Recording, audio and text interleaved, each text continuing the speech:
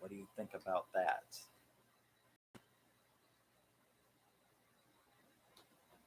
Calling Major Tom. Are you there? I don't know. Okay, welcome to Scream with Me. My name is Rusty, where I talk about my favorite horror movies, my favorite music, and that's the way it goes. I just knocked over my mouse and everything, so that was pretty cool. Um, I'm going to be doing today my top 10 disaster movies. I love disaster movies. I'm a Irwin Allen freak. And so it's a lot harder than I thought, mainly because of the OCD that everybody has. I don't have OCD very much.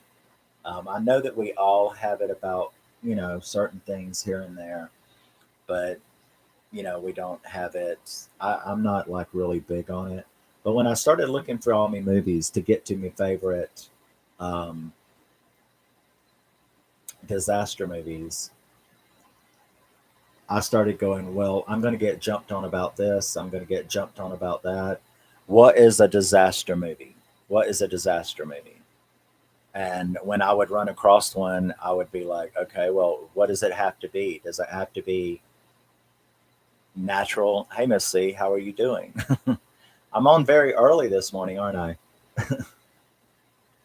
But, what is a disaster movie? Does it have to be this? Because I would look at one movie and I would be like, oh, somebody's going to tell me that no, that's post-apocalyptic, or I'm going to look at it. No, no, no, it's got to be a natural disaster, or no, no, no, it can't be this. And I'm like, I've done my best to try to please all of you OCD people.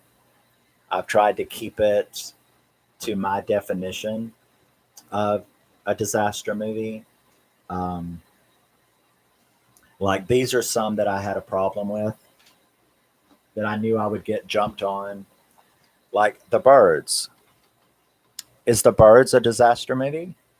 I mean, it's natural. Oh no, that's a creature feature. But it's a natural.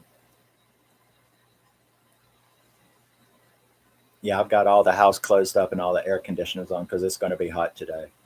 But it's like, well, The Birds. Oh no, that's a creature feature. Is that a disaster movie?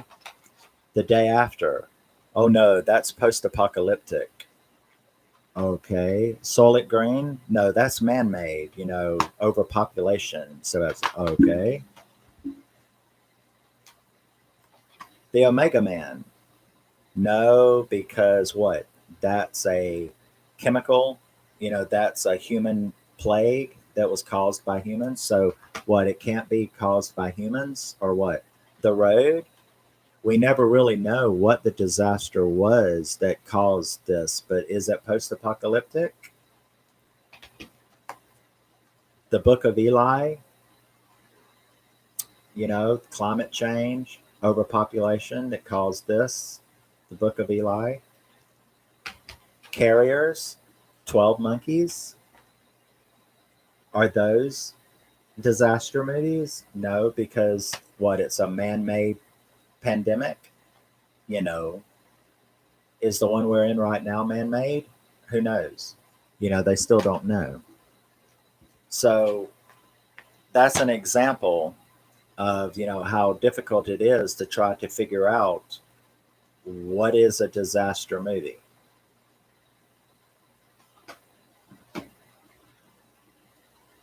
I will not.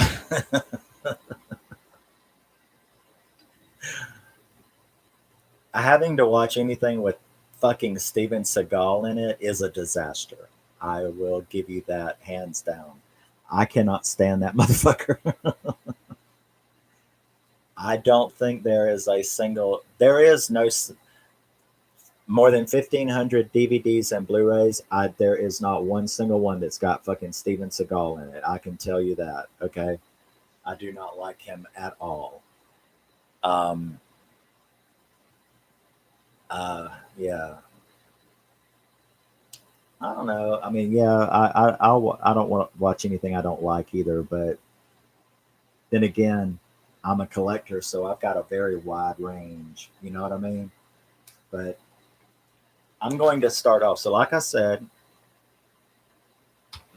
I've kept everything um, as close to what I think people consider a disaster movie. Uh, and if I do trigger your OCD, anybody out there who sees this, deal with it. Just deal with it in a constructive manner. You'll be all right. But these are my three runners up. I love action films. I won't lie. I've got a Bruce Willis section, I've got a Jason Statham section. I love my action movies. So, you know, I'm not going to damn anyone for watching action movies. However, they have to be good, and Steven Seagal is not good. But here is my three runners up for my top 10 disaster movies. The Perfect Storm. It's weather related. It is not man made. It, granted, it's only a specific area, so it's not worldwide, but that's okay. It's a disaster movie. It is a disaster movie, and whether you like it or not, it's one of my runners up. My honorable mentions: The Perfect Storm with George Clooney, Mark Wahlberg, Marky Mark, sexy motherfucker. This was a movie called Into the Storm, which is kind of like Twister. The acting is absolutely, there is some cheesy acting, and then there is some good acting, but the special effects are fucking awesome. Very, very awesome special effects in this movie, Into the Storm. Uh, I'd have to look up who stars in it. And the remake of the Poseidon Adventure. I love the remake with Kurt Russell and Richard Dreyfuss. The remake of the Poseidon Adventure is absolutely phenomenal. It gets my top honorable mention. And there you go. So those are my three honorable mentions: The Perfect Storm, Into the Storm, and the remake of the Poseidon Adventure, the one with Kurt Russell and Kevin Dillon, and I have 10 more to go. My top 10. She says, Miss C says, how about Twister? I have 10 more to go. This is not my top 10. This is my three honorable mentions. Twister is in my top 10. Into the Storm, The Perfect Storm, and the remake of the Poseidon Adventure. So, let's now start with the actual top 10 list from Horror and Movie Mayhem's Scream With Me top 10 list of disaster movies. We begin with number 10, Bruce Willis in Armageddon. Now, why is it number 10? I'm sure that there is a lot more people that would have it higher. Um, I don't like hokey. Uh, when you get too sappy, I think it takes away. There is a great deal of wonderment in Armageddon. I absolutely love Armageddon, but there are a lot of scenes that are so overly patriotic, overly bullshit. It was just done to make the audience hoop and holler. That the relationship between him and uh, jeez, uh, I probably should have done this before I did that.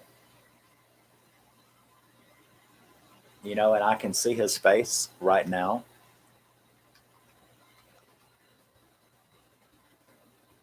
Can't think of his damn name.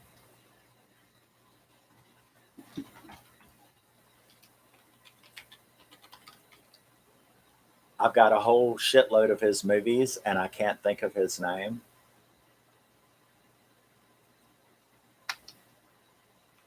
So Armageddon, you have Bruce Willis, Billy Bob Thornton, and Ben Affleck. Why couldn't I think of Ben Affleck, for God's sakes? Armageddon. Love this movie. I think that there's quite a bit in it that is very sappy. And that can be a problem with movies like Independence Day and Armageddon and stuff, where they take it over the top and it kind of sours it for me. So that's number 10. Number 10 is Armageddon, Bruce Willis, Ben Affleck, Billy Bob Thornton. Now we move on to number 9. Number 9, top 10 disaster movies. We have Missy, we have Twister.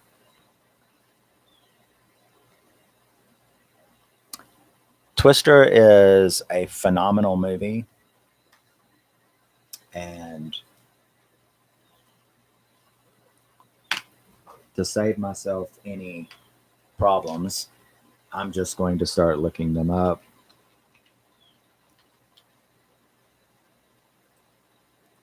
So, Twister was released in 1996, and it stars Helen Hunt and Bill Paxton and Carrie Ells. Do you like Twister? I love Twister. Twister is very, very exciting. The special effects in Twister were phenomenal. Um, the special effects in Twister was fantastic. I absolutely loved it. Extremely exciting movie. That Into the Storm that I told you about, it's similar to Twister, and it's got really good special effects too. So that's number 9 is Twister. So we have Armageddon, number 10, Twister, number 9. And now we're going to move on to number 8. The number 8 top 10 disaster movie of all time, in my opinion, is The Core. The unrated version of The Core. The unrated widescreen version.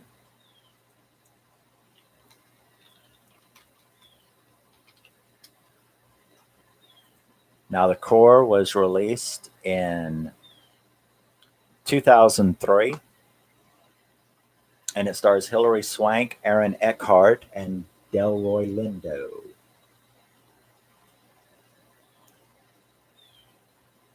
I absolutely love The Core, the way they build that machine and have to go down there. Oh, it's The Core is a fantastic, fantastic, exciting disaster movie. The Earth, of course, is going to be destroyed if they don't find some way to fix it. So you got to get the eggheads together to build a machine to go to the core of the Earth to restart it, to like give it a jump start. Um, Otherwise, we're all going to die. That's the whole point of disaster movies, or living through a. Some people will die anyway. But on this, in case, and where this movie is concerned, we'll all die. The Earth will die. So it's called The Core. 2003. Aaron Eckhart, Hilary Swank, Delroy Lindo, and it is my number 7. Our number 8. It's my number 8 of all time. Disaster movie. Number 7.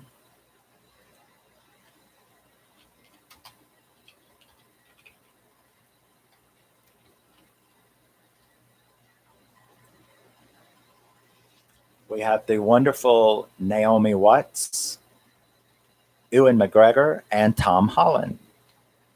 And this was released in 2012, and it's called The Impossible.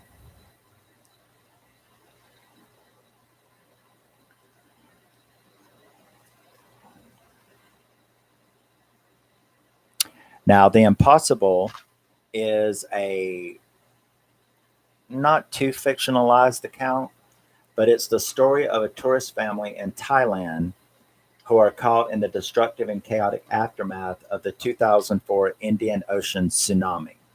Now, that really occurred. I have sat online on YouTube and watched hours of video. There is a lot of video of the 2004 tsunami in Malaysia, Sri Lanka, in Thailand.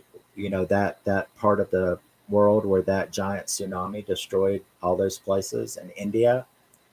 Um, this is a fictionalized movie, but not much, about a family who got caught in that. The special effects are fantastic. The fact that it's a true story, um, that this is a disaster that actually happened, adds a bit of wow, especially if you've ever looked up any of the footage. You can find it all over YouTube, 2004 tsunami, and you will see that. So this movie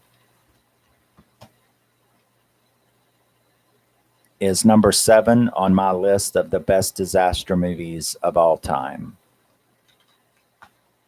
The Impossible with Naomi Watts and Ewan McGregor, and Tom Holland when he was just a little baby. He was just a little baby. He was like 8 or 9 or something like that. So before he got the webs, you get to see him in the water. Yeah. Okay. So now we're going to move on.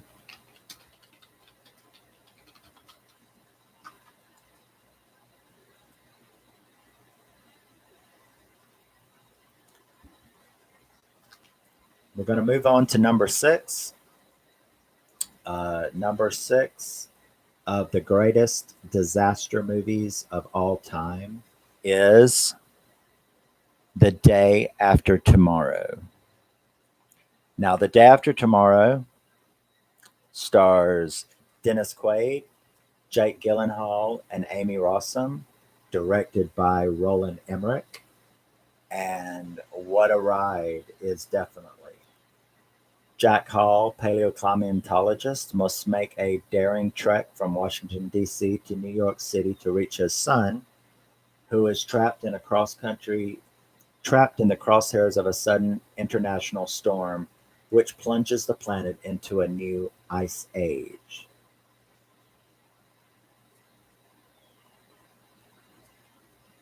I think probably so. It's just like Scary Movie. And I wouldn't watch it no more than I've watched any of the Scary Movies. I don't like comedy.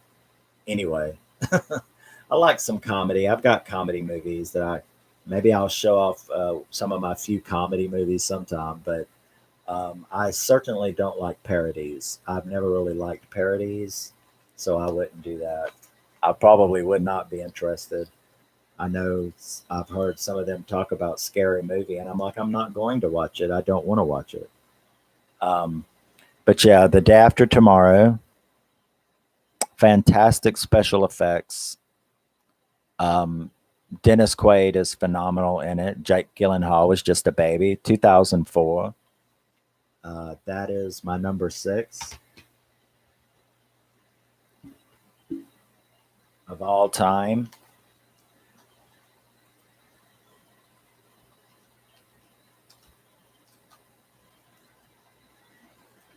And now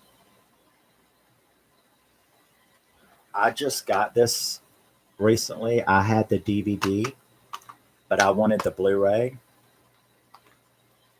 Yeah, I think there is a movie called Disaster Movie that's a parody like Scary Movie, making fun of disaster movies.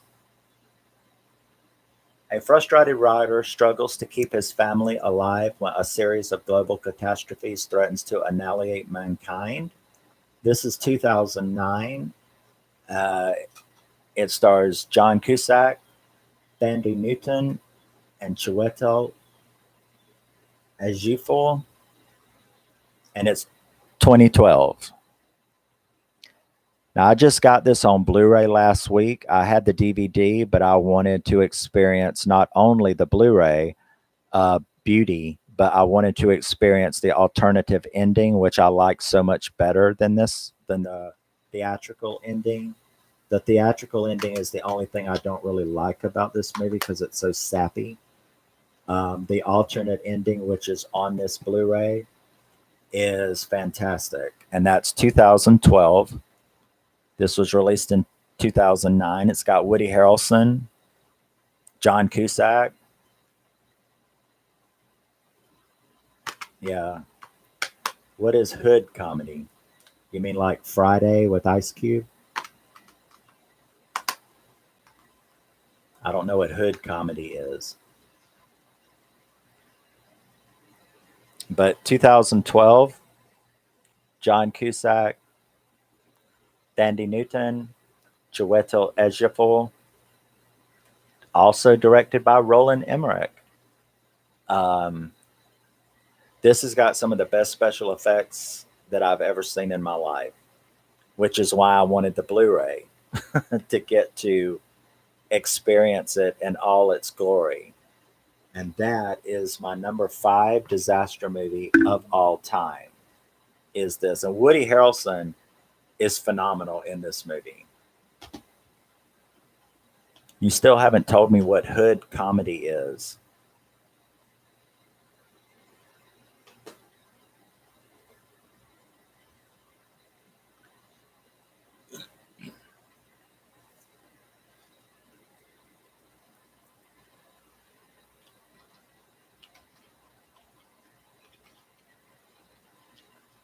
Do you know any of these movies?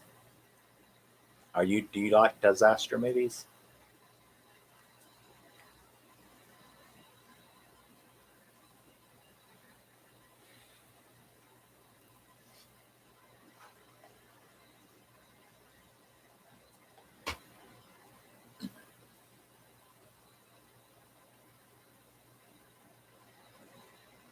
Oh, okay. That's kind of what I thought you meant, but I wasn't sure. Um, I have the DVD for Friday, but I never watched the second one. I don't think. But Friday is one of my favorite. It's one of the few comedies that I really love. But Friday was fucking hilarious. Everything about Friday had me rolling in the floor, especially his mom and his stupid sister. But his mother, like when she made that big breakfast and he comes in, ham and eggs and all that kind of stuff. And uh, then, he's like, oh my God, this is going to be so good. And she's like, yeah, I know. I cooked me all this ham and eggs and stuff like that. And then she's like, he looks around and there's nothing there. And he's like, where's mine? And she's like, oh, I didn't cook nothing for you. I didn't cook nothing for you. He said, you just get cereal. And he's like, there ain't no milk. And she's like, well, just use water. It'll be all right. So, yeah, I love Friday. But I haven't seen many other hood comedies because I don't watch a lot of comedy. I really don't. Um, but I do like what I like Horrible Bosses and uh, a few good, a few Best Men. That's hilarious. Office Christmas Party, stuff like that. So now we're up to number 4. This is the 4th best disaster movie of all time, in my opinion. That is 1998's Deep Impact. Everything about Deep Impact is perfect, except, of course, the sappy little love story, but it's easily ignored.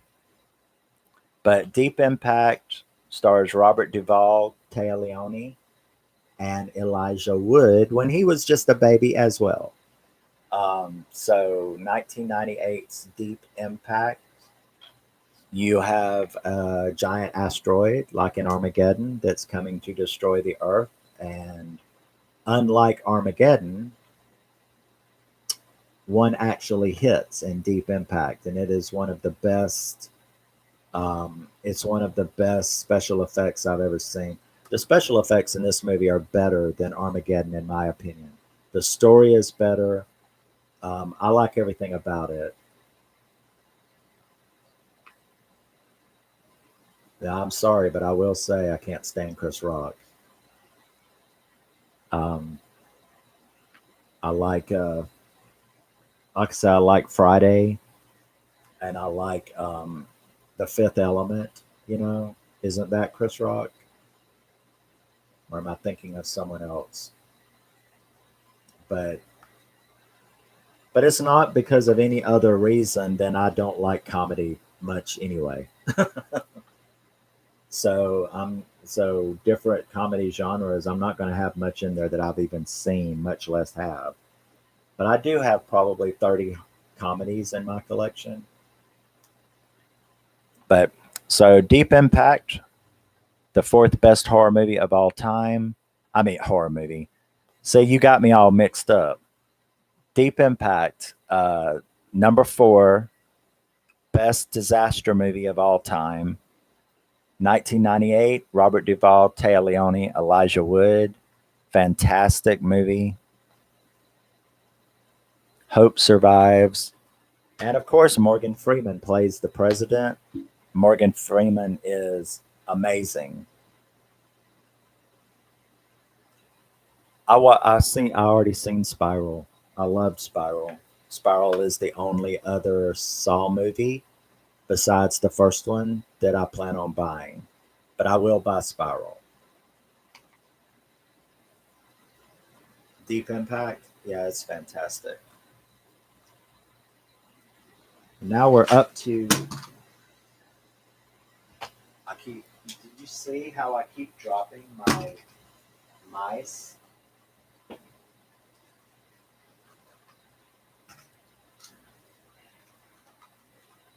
On live TV. Oh my gosh.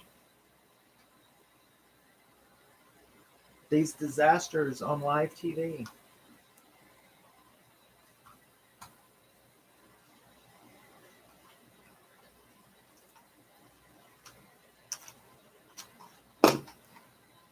Be glad I'm in live TV because I have temper tantrums, and one of these mice could have flew across the room.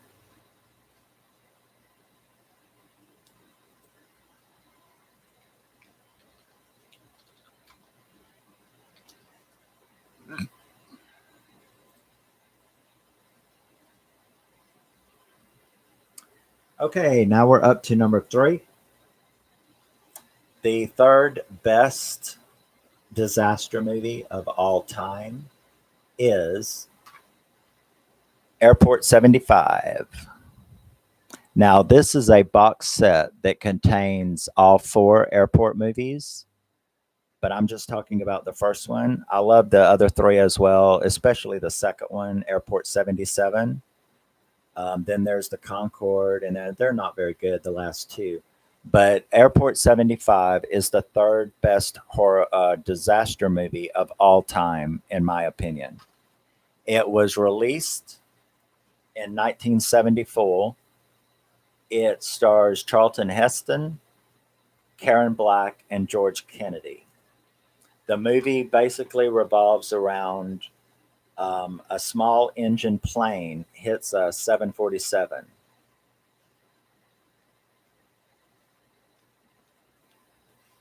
Yes, I was raised around a lot of foul language, but a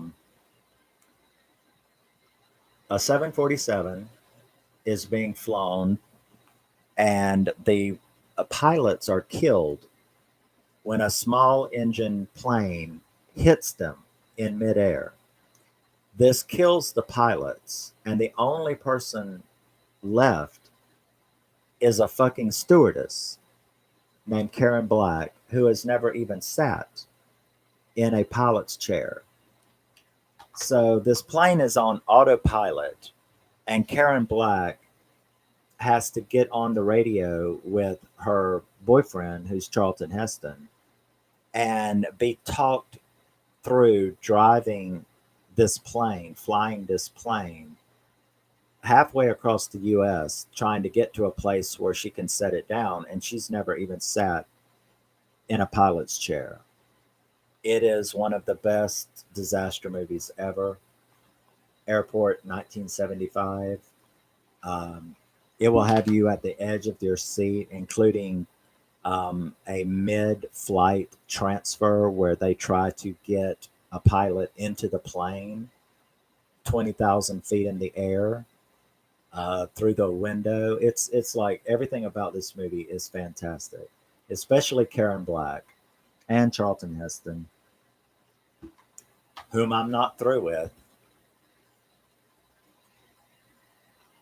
So the third best disaster movie of all time is Airport 1975. Now, the second best disaster movie of all time was released the same year, starring the same guy, Charlton Heston, and that is Earthquake.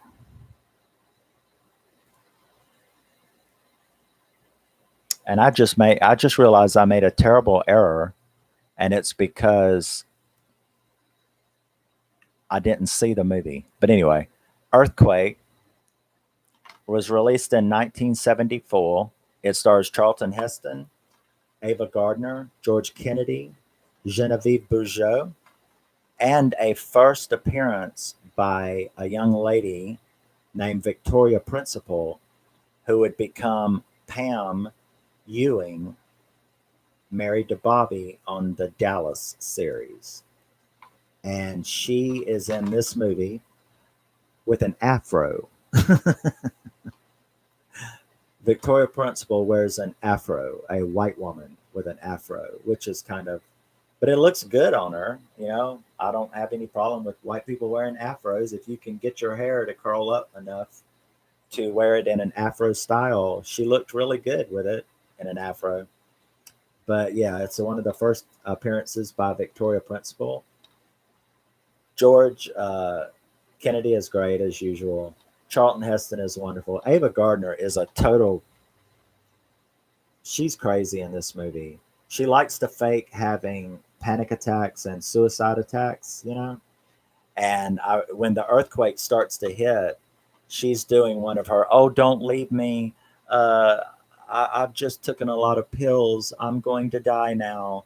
I'm just so, you know, and she's laid up on the bed like she took a bunch of pills. And is Charlton Heston, who is her husband, is like, you know, I'm so tired of your shit. I'm going to divorce you. And she's like laid out on the bed, claiming that she took a bunch of pills, doing yet again another suicide attempt. And then the earthquake starts. That bitch jumps up off that bed quick. She's like, oh, I'm all right now. Let's get the fuck out of here. When just 2 seconds ago, she was pretending that she had just took a bunch of pills. It's hilarious. But the special effects, this is before CGI. So everything is practical, which is why Airport 75 and Earthquake is so great. They didn't have CGI. They had to pull this shit off with real special effects. And Earthquake is that. And the other movie that I'm going to put alongside it is The Towering Inferno. I have that movie sitting somewhere and somehow I missed it, or it would be sitting right here. So The Towering Inferno with Steve McQueen is tied with this as the second best disaster movie of all time. And now we're up to the prize winner.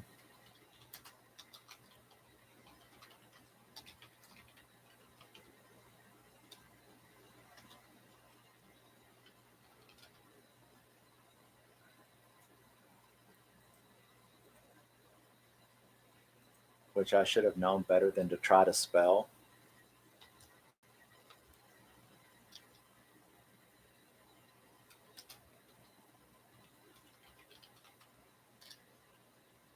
There we go. So if you saw the thumbnail, you should know the answer to this question. And that is, what is the best disaster movie ever filmed of all time? and that would be 1972's The Poseidon Adventure. The Poseidon Adventure, from beginning to end, is one of the most phenomenal movies, period, ever made.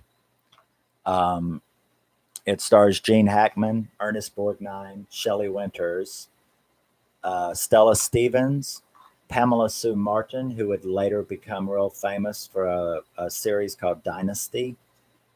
Um, Towering Inferno is sitting right around here somewhere. How I missed it when I went through looking for disaster movies, I don't know, but I do have it. And it is my second favorite, along with Earthquake, of all time. The Poseidon Adventure, everything about this movie and everyone in this movie was phenomenal. Shelley Winters made me cry. Stella Stevens made me cry. Ernest Borgnine made me cry. Everything in this movie made me cry. Um, it's brutal. Roddy McDowall is also in it.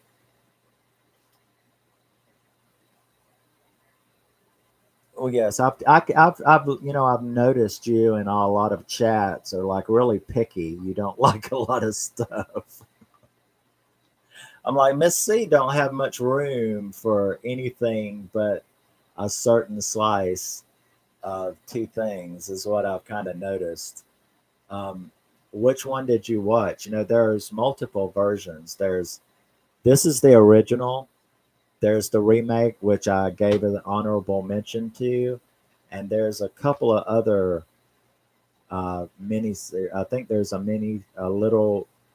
a movie with the boy from Cocoon. Uh, the movie Cocoon. He was a cutie back then. He did a version of it. So I don't know. Did you try to watch the one with Gene Hackman in it? Because this is the one. There's the Kurt Russell one and the Gene Hackman one. Yeah, Shelley Winters. Well, you can see the difference in people. I'm a movie snob. I just have a wide range, but where it comes to stuff I don't like, I'm a snob. That's why I said I don't know much about comedy because I'm such a snob. But this gets the prize for me. The Poseidon Adventure with Gene Hackman, Shelley Winters, Stella Stevens, Ernest Borgnine, Roddy McDowall, Pamela Sue Martin. Um, Everything in this movie is phenomenal from beginning to end. This is the best disaster movie ever made for all time, period. So, to recap, number 10, Armageddon, Bruce Willis. Number 9, Twister, with Helen Hunt and Bill Paxton. Number 8, The Core, with Hilary Swank.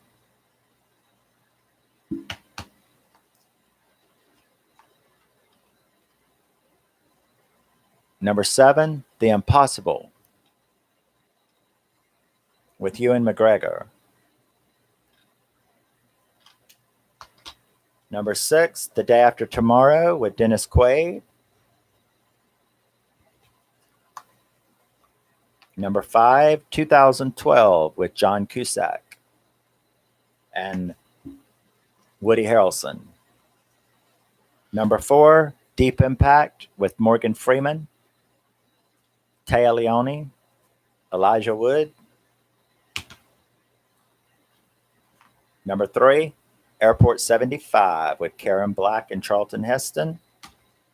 Number 2, Earthquake, with Charlton Heston and a whole lot of other people like Ava Gardner and Pamela Sue Martin, tied with The Towering Inferno with Steve McQueen, and O.J. Simpson is in The Towering Inferno. And number 1, The Poseidon Adventure.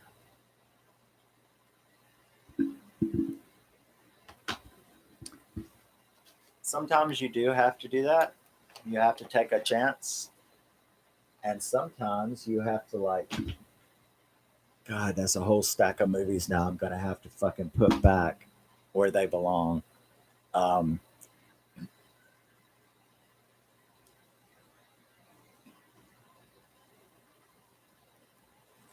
I saw. I think it was on Letterboxd.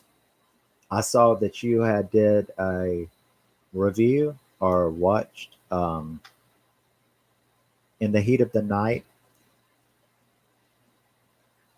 Not only do I have the DVD for that, but I have a copy of a file, the copy, downloaded copy of In the Heat of the Night in my documents on this computer. And I watch In the Heat of the Night with Sidney Poitier. I watch that movie probably once every month at least. That movie just relaxes me. I love the sheriff. I love Sidney Poitier. I love everything about In the Heat of the Night.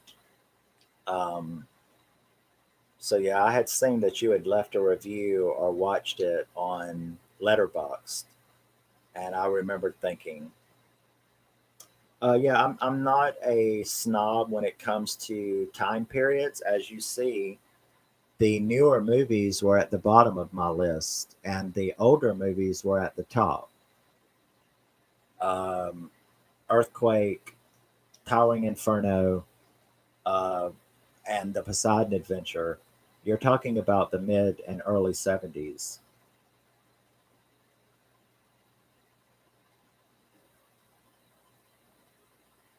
Yeah, I love In the Heat of the Night.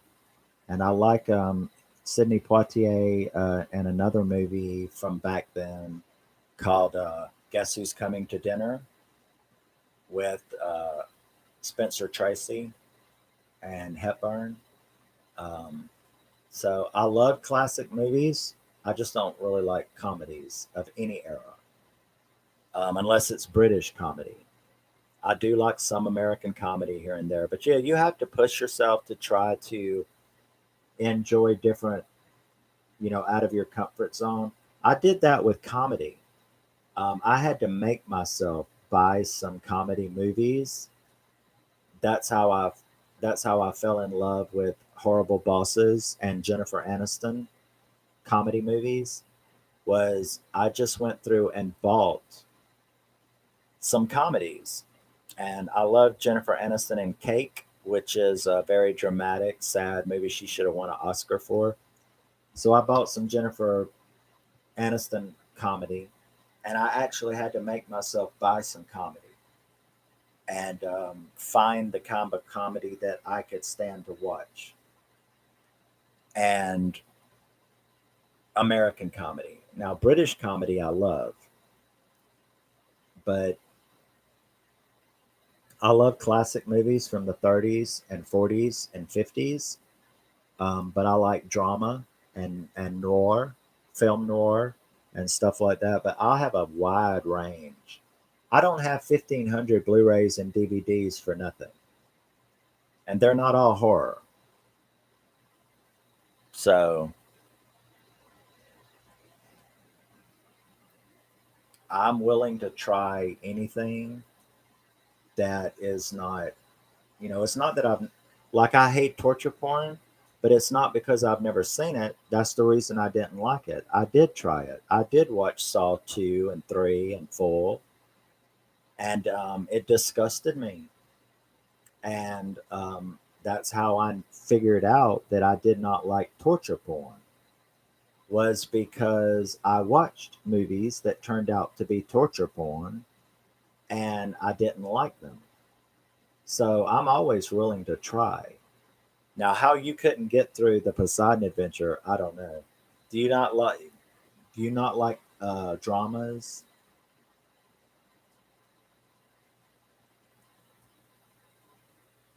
Is that the one, Blast from the Past, or is that Encino Man? Blast from the Past, doesn't that have Sissy Spacek in it, where her and her husband and her son? are in a fallout shelter, and then they have to deal with the son has to deal with society. He has to deal with society, even though he's been raised in a bunker.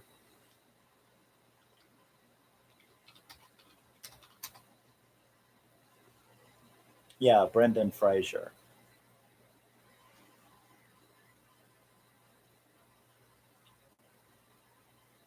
I didn't like that movie. That's what I was telling you. I don't like comedy. I didn't like that movie because it's goody two shoe romantic PG-13. That's my nightmare. I thought Sissy Spacek was at the beginning because that's the parents who kept him in there.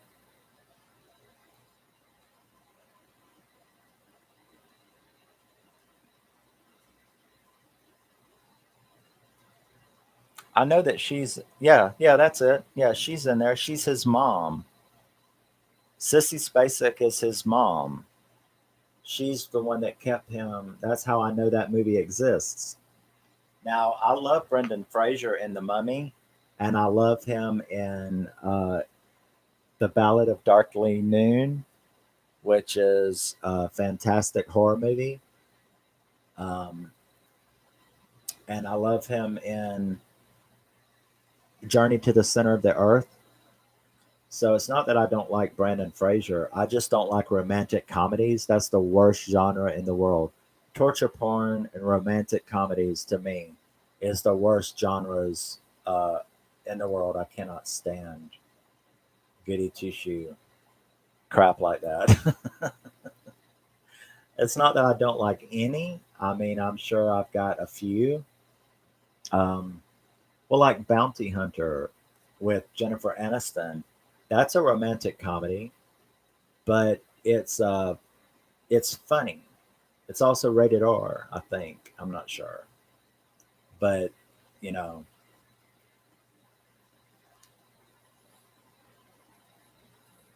yep, Sissy Spacek was in it.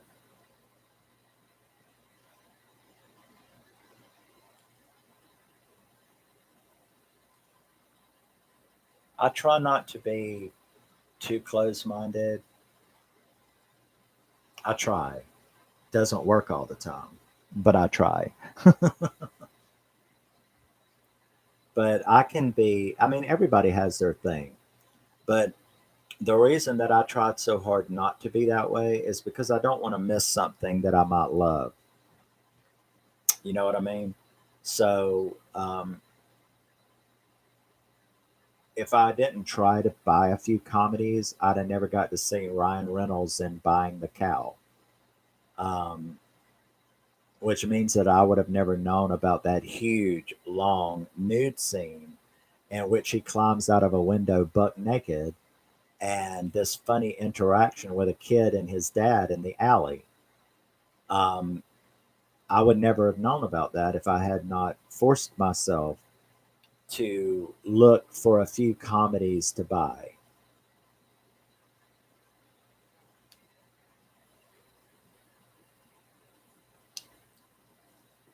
Well, you give up the right to an opinion is what a lot of people don't understand. Is that if you won't even try, then you give up the right to an opinion. If someone came to me and said, Halloween is stupid, and I'm like, why? You know, and they're like, I don't know, I just don't like that kind of movie. And I'm like, well, okay, but have you seen it? No. Then fuck off. I mean, I'm not. If you've genuinely tried stuff and you don't genuinely don't like it, I'm not gonna make you eat spinach. You know, nobody's gonna make me eat spinach or broccoli or drink iced tea. I don't like it, and I'm not going to drink it. So I'm not gonna make anyone watch a slasher. But if you've genuinely tried and don't like it, then that's fine. But a lot of people, you know, I don't like Halloween 4 and 5 near as much. I mean, it's watchable, but it's boring to me. Um, but if someone goes, "Well, have you seen it?" Yeah, I saw it. I saw it, and I'll give it a try. I tried to watch them. Um, Halloween Resurrection is one of the worst films ever made on the face of this earth. Did I watch it? Yes. Did I watch it all the way to the credits? Yes. So do I have the right to have an opinion on it then? Yes. I watched Halloween Resurrection from beginning to end. I didn't fall asleep. I didn't cut it off. I didn't say fuck this and leave after 30 minutes. I watched the movie from beginning to end, and it was one of the worst movies ever made in my life. Put it this way, you've probably heard me or saw me say things bad about Rob Zombie lately, like his Halloween movies. I've not watched them. I've seen other movies by Rob Zombie. I never watched the Halloween movies by Rob Zombie. So I will buy them to see because I just bought The Devil's Rejects because I've only seen one Rob Zombie movie, and it was so stupid and disgusting and repulsive that I never watched another one. So when I hear people talk about Rob Zombie, I'm like, oh, he's shit. I don't want to see anything about it. How dare he touch Halloween? Well, okay. Now I've been accused of not giving it a chance. So I will watch it. I bought The Devil's Rejects. I have the DVD right here. Came in last week. I will watch it and see. I will give it a chance. You know what I mean? So, yeah. But yeah, I try not to do that. You know, I try not to. I don't like his music. I didn't like the one movie that I saw by him, House of a Thousand Corpses or something like that. I don't like torture porn. I don't like over the top crap. So, but I will be honest though and say if I have seen something or not. I've never seen Halloween 2, Rob Zombie's Halloween 2.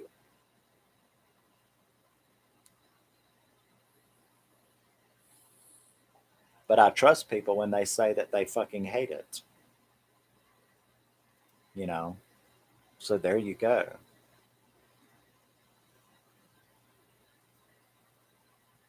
But yeah, you should try to expand your horizons if you want to. Like I said, this is a horror channel, but I did disaster movie. I did a top 10 disaster movie because I love disaster movies.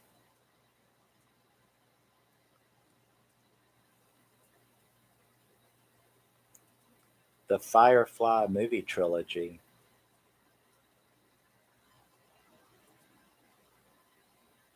What is the Firefly movie trilogy?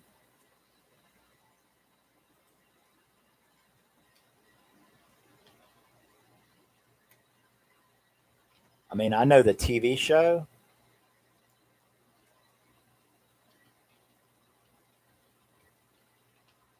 I love the TV show Firefly, and I love the movie that they used to finish it up, Serenity. But I don't know what the Firefly trilogy is.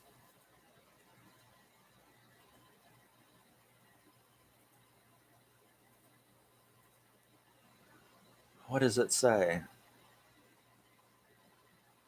Oh, it's a Rob Zombie thing.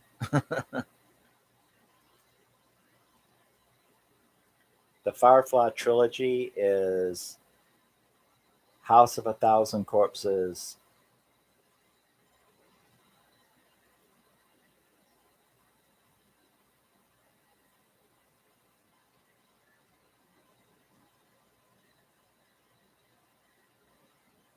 Oh, okay. Yeah. The Firefly family. Well, I've got the Devil's Rejects. Which one was the first one? Have I got the middle one?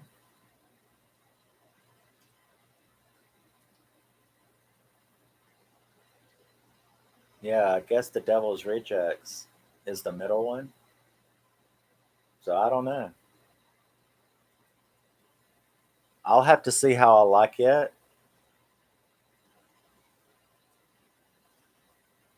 And I don't know if I go back and try the Thousand Corpses again or not.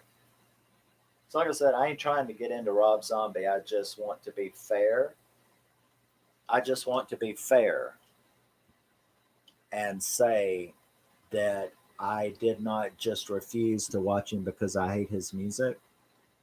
I didn't want to say that I refused to try the movies because of some prejudice. I want to be able to say that I tried watching a few more Rob Zombie movies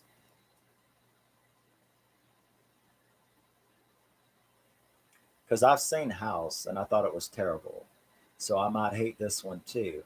And I will buy Halloween by him to see it, the unrated Rob Zombie's Halloween. I will buy that to see so that I can't be accused of talking shit without having given it a chance.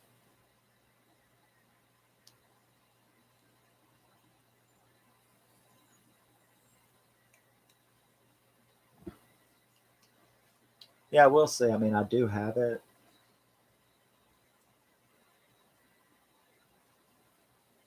Right here somewhere.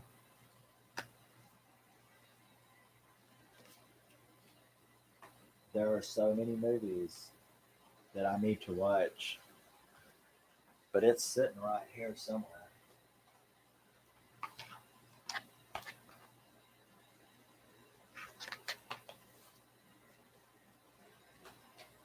Because I just got it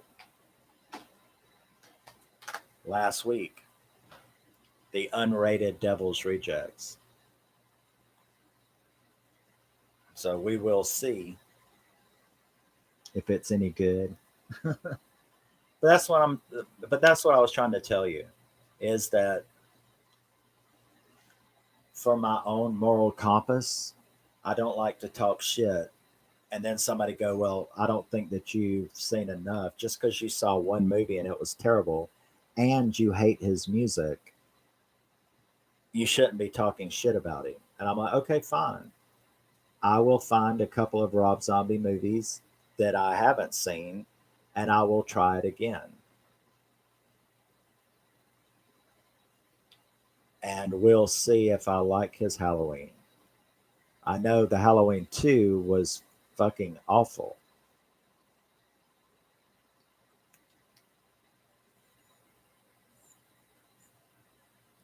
Because I mean, I will watch like clips and stuff, but we'll see.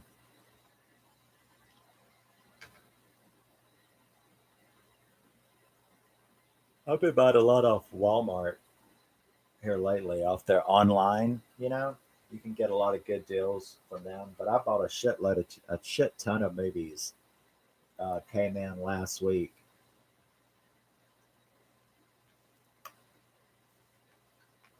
The Hunt, Stone, Ava, The Informer, Stir of Echoes.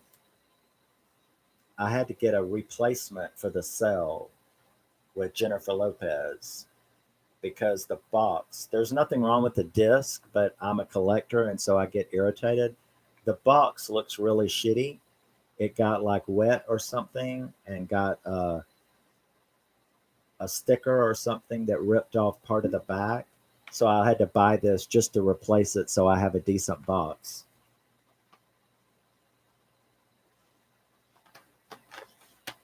The Cell with Jennifer Lopez is a phenomenal horror movie. Stir of Echoes with Kevin Bacon, back when he was a baby. But yeah, I think I had 15 movies come in last week.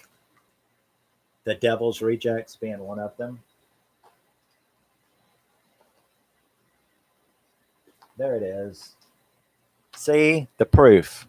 The Devil's Rejects.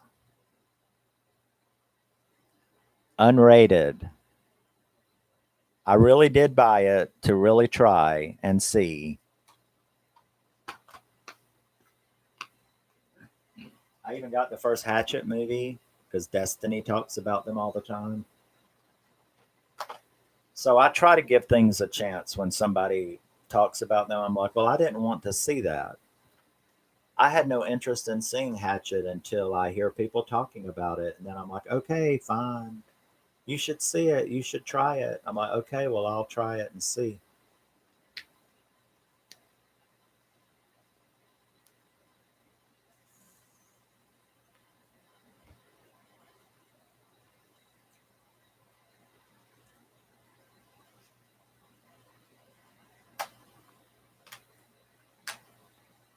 I also just got in the two Amityville Horrors, the original and the remake.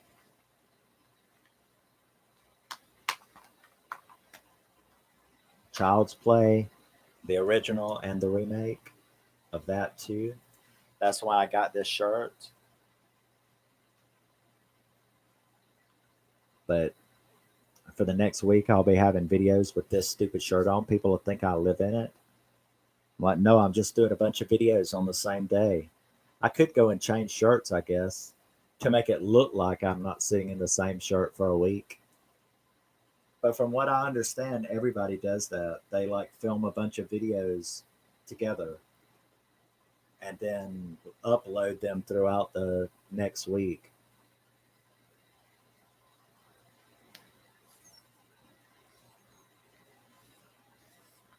But I'm glad you stopped by. This lasted twice as long as it would have if nobody had showed up. I have still have a real low sub count, you know. So I don't think I do anything worse. I mean, I'm a little bitch.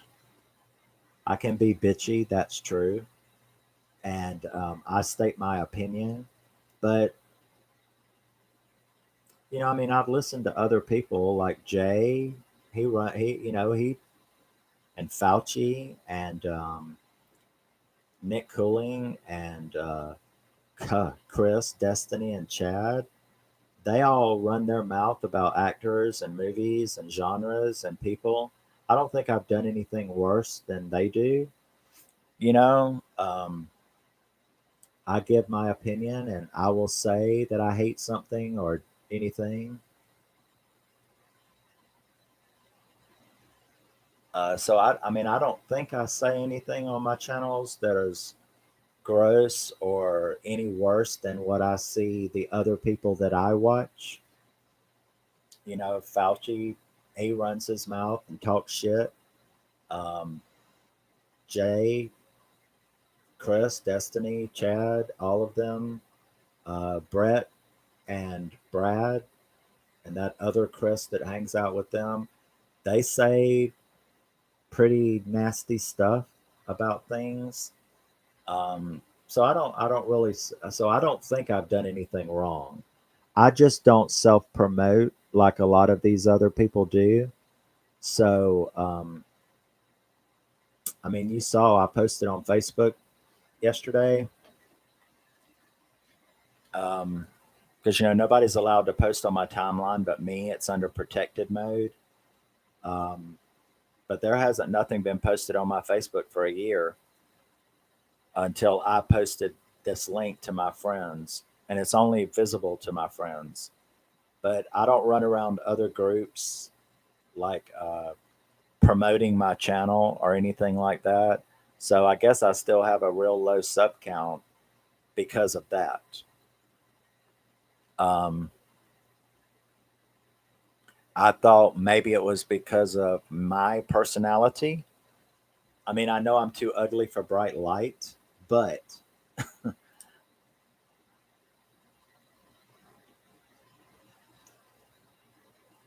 yeah, that's what I said.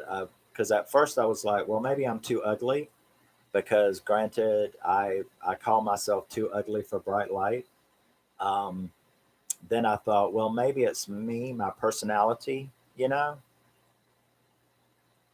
my curtain just fell because I left the window open but closed the curtain, and the wind just blew my curtain down.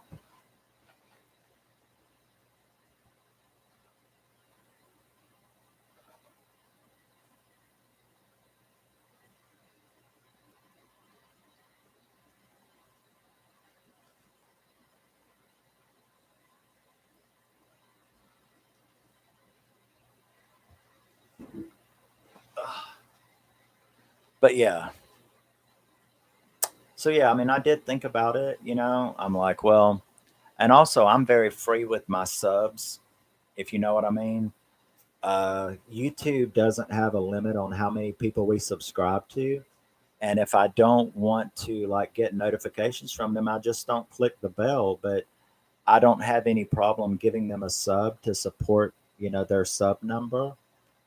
Uh, I don't think a lot of them do that. I know that Nick is subbed to me. I know that Nick is subbed to me in support. He subbed to me. You subbed to me.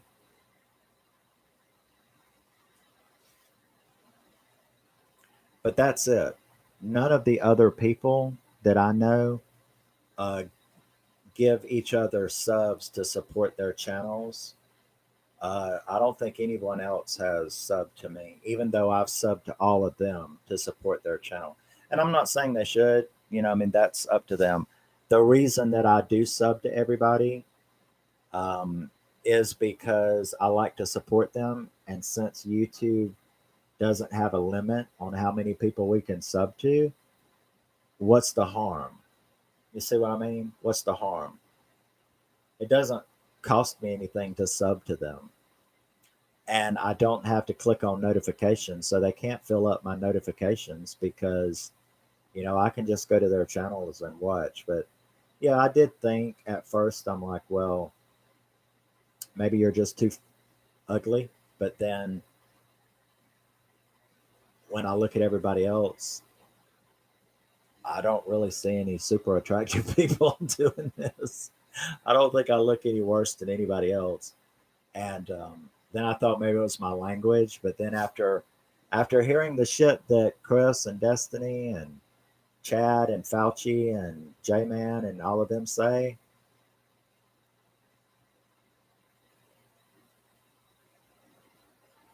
yeah, I mean, what's the harm? That's the way I look at it. Is if I don't, if I don't, I can always go back.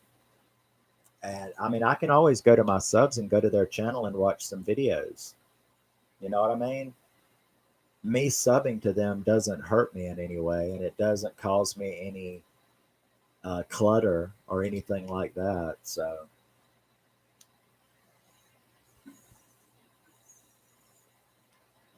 but no, I come to the same conclusion that you did, and that is that I'm not out there doing that. I posted a couple times in Killer Flicks about it. Um, I posted on my Facebook, uh, and of course, I post in other people's chats and comments, but I don't ask anybody to come. So I think it's just because I don't self promote. Um, so I didn't expect anybody to show up. I was just going to do the video so I didn't have to upload it. This way, when you do it live, you don't have to upload it. You just have to wait a day to fix it up because it processes for 24 hours before you can go in and add in cards and stuff, change so after I'm through with here, then I can go and change the description and everything and add trailers and stuff. But that's the only problem.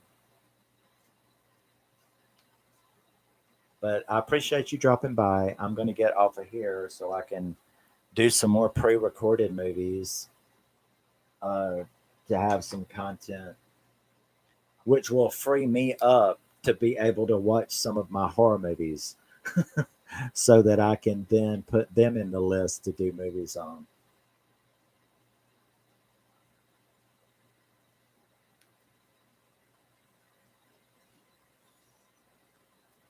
I noticed the same thing, but I've not said anything because it puts me in an uncomfortable position. You know, how do I explain it? Well, I think you know what I'm talking about. I was watching a J Man. I was watching the J Man interview with those girls from It's Me Billy, and he had like 10 people watching, and then Fauci or somebody else like started doing a stream like 10 minutes, I mean, like 30 minutes after J Man did. Everybody fucking left. You know what I mean? So he's doing an interview with the two girls from It's Me Billy, and everybody left and went over there to Fauci or whoever the other person was. I don't know who it was. So I'm not starting shit with nobody. I'm just highlighting what you just said there. That they seem like they compete with each other on live streams. They need to do more pre-recorded content, all of them. Chris said he refuses to do it. They, in Destiny, she's never even done a channel. She just does that where she sits in with everybody else. But they do seem to sometimes make you, in your notifications, you've got two or three different people that are doing streams at the same time, and it makes you feel bad because I was not going to leave J Man with three viewers.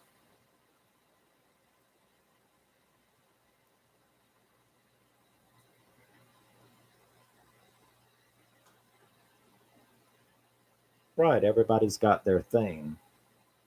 I love J Man too, but I have no interest at all in talking about fucking Sylvester Stallone. You know, but all I told him was that he's not one of my favorites, but I love his other content. But am I going to do a watch along with Rocky? No, I'm not. I can't stand. No, I hate Rocky. Now I'll do a watch along with First Blood or Rambo, but I'm not going to do with Rocky. So yeah, sometimes people can do things that I'm not interested in. I'm not interested in watching um, a watch along with a comedy star. I just drop in to say hey.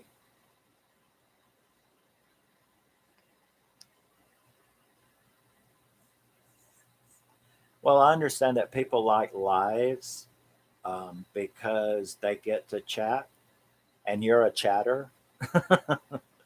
Whereas I don't chat a lot because I don't want to bother people in the thing, and it can make me feel weird if nobody talks to you. But I've left streams before because there's too many people in there, and because nothing you say is getting um, even noticed. And it's like, well, why are you wasting your time when you could be watching a movie when they're too busy talking amongst themselves, rather than interacting with the chat. See, this is my thing. Why are you doing a live stream, even if it's with another person? Why are you doing a live stream with another person and y'all are just sitting there talking to each other and you're not paying attention to the people in the chat? You know who I noticed does real good with that though? Camp Blood Media, Josh. He will interrupt his guests. I don't know if you've watched any with Josh, Camp Blood Media, but he will interrupt his guests to take a question or answer a question from a chat member, from someone in the chat. Sometimes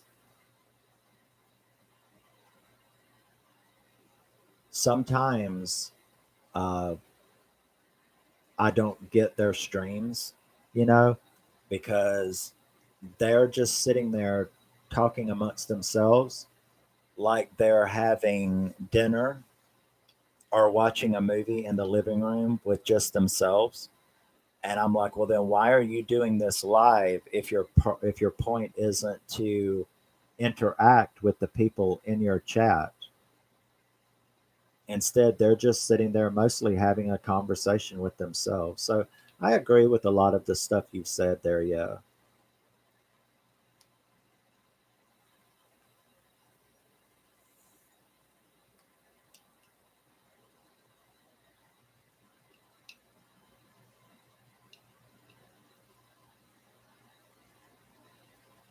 Josh does really good. I like Josh. He does really good with, he really seems genuinely interested in um, the people who are in his chat. Uh, he genuinely seems interested in their opinion and talking with them and answering them. But I don't try to overwhelm anybody. I'm not going to keep on talking and talking to take them away. But yeah, some of them, they just sit there and jaw jack with each other like nobody's there, you know. And but I don't say anything. I just say bye and I leave. You know, it's not like they know who they are. But that thing you said originally about them facing off with each other, you've seen me. I do a live. If I go live, I'll do it at like midnight when nobody's around, and I'll do it at 9 o'clock in the morning when nobody's around. Um, it's because I don't. If I have an allergy attack or something, and I just want to end the stream, I don't want to offend too many people. So I try to do it at off times to where I'm not doing with anybody else. But I do know what you mean. When you said it, I was like, oh, yeah, I've been in that position to where I've been sitting there and all of a sudden, two or three of my watch circle is doing live streams at the same time.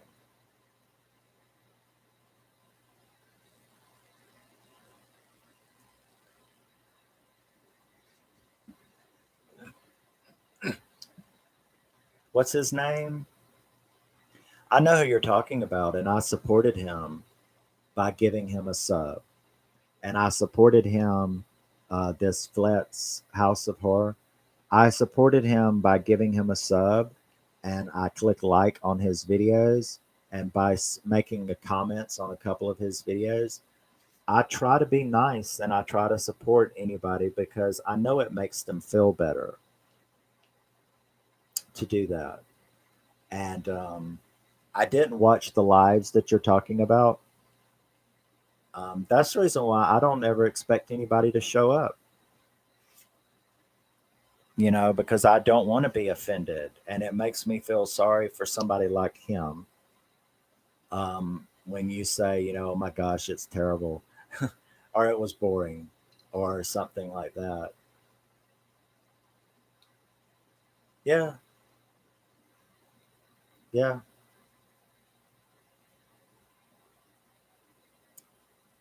And we're not talking personally on the phone or anything, so I can't say some things because that could come back to haunt us both if we said something. But he is, isn't there a problem with him? My son has Asperger's, autism. I don't know, but he's very nice. And like I said, I gave him a sub and all of that, as I do anybody. Soon as I heard of Josh and Camp Media Blood or Camp Blood, soon as I saw his channel, I liked his content. I gave him a sub. I clicked on a few videos, gave him a like, said hello, have participated in, if they do, I have a rotating sleep schedule. So there are times when I can't be there because I'm asleep.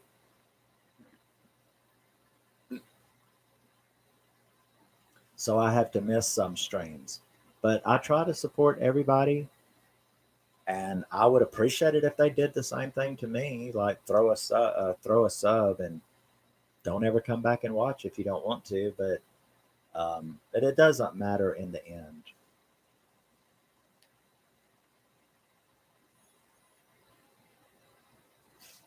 Yeah, that's what I was saying. But I wouldn't want him to see this. You see, I wouldn't want anyone to come and see me or you or anyone else saying bad about someone else. That's why I try to keep it public.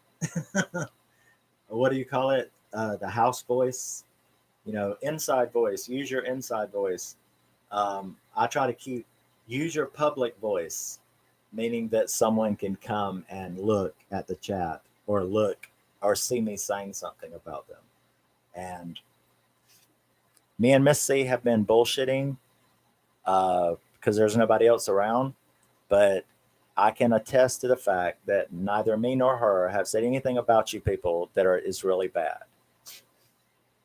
We said that y'all compete too much with live streams and that you can occasionally be boring as fuck. But so can I. But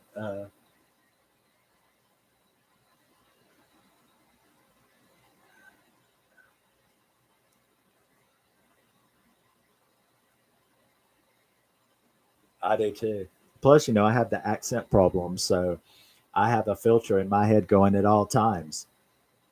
It's like, wait, am I remembering remember you're talking to Americans, so like try to remember the American term for the trunk of a car, because naturally I want to call it the boot of a car. Like when I was talking about the movie The Call a while ago, the girl is in the boot of the car. She's been kidnapped, and I kept having to make myself say trunk of the car because that's not what it is. It's the boot of the car.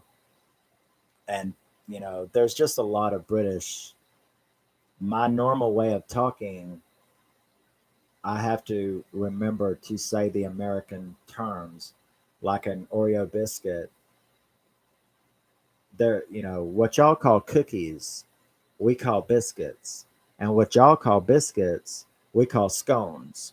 So when I'm talking about I just ate a bowl full of biscuits, I'm talking about Oreo cookies. And people are like, "How did you eat a bowl full of biscuits? Like, wouldn't that make you puke?" And I'm like, "No, it's just like five Oreo biscuits." And they're like, "Oh, you mean cookies?" And I'm like, "Whatever, I forgot." So yeah, I try to keep a watch on what I'm saying and doing. But no, I'll tell it to their face. That's what I'm saying. Sometimes they can be boring. I told J Man that I have, that and he was fine with it. I told him that I was a Schwarzenegger follower, not a. I don't like Sylvester Stallone that much. I like Cobra. I like Rambo, and he's fine with it. Everybody's got their things. It's just like you said, you couldn't get through on your first attempt. You couldn't get through the Poseidon Adventure, yet you just hear me say that the Poseidon Adventure is the number one best disaster movie ever created, ever so far. So everybody has different tastes, and that's fine.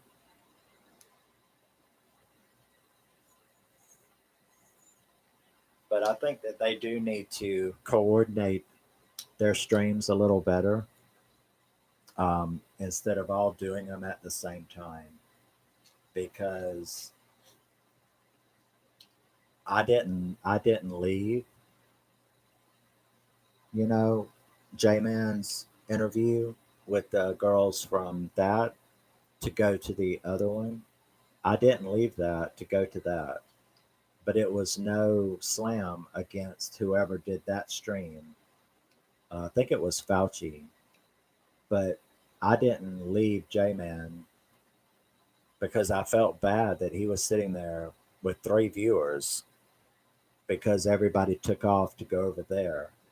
And it did feel uncomfortable, like you said in the chat, that it can doesn't seem fair and it makes you have to choose. So yeah, they need to coordinate better, especially if they're going to be the little clique. You see, I don't like cliques, but this little circle has made itself a clique, and yet they all seem to compete with each other on their live streams. But they're a clique. So why would these people who know each other be doing that? Now it's different if you and Lee McCoy or some other big thing, but but when you schedule your stuff right around your immediate clique, your immediate circle, that's when it seems like a problem.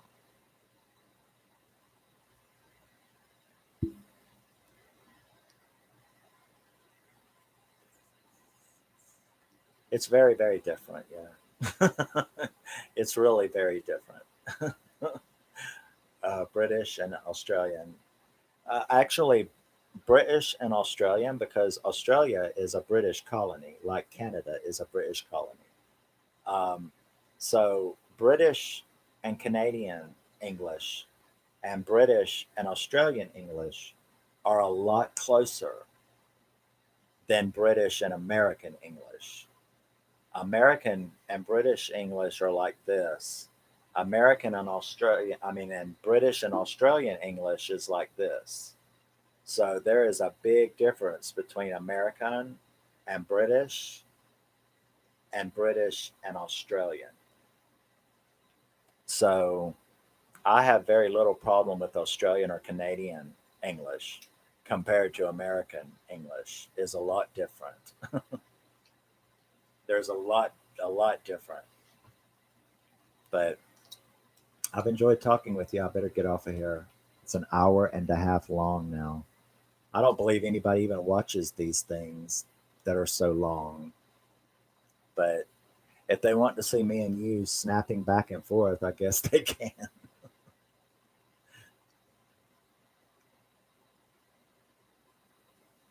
Oh yeah, but that's slang. Yeah, you have to be from the area to know the area slang. It's like if I call somebody a scally yob, they're like, I have no idea what you're talking about. What is a scally yob? But it sounds bad. And I'm like, it is bad. If you're a scally yob, it means you're a punk, a smart ass little punk. Scally, which is short for a scallywag. And a yob is boy spelled backwards. So if you're a juvenile delinquent, if you act like a juvenile delinquent, um, here in America, I guess you would call them little punks. a little smart ass punk.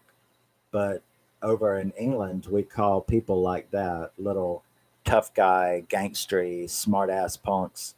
We call them scallies, or yobs, which is a boy. Yob is boy spelled backwards.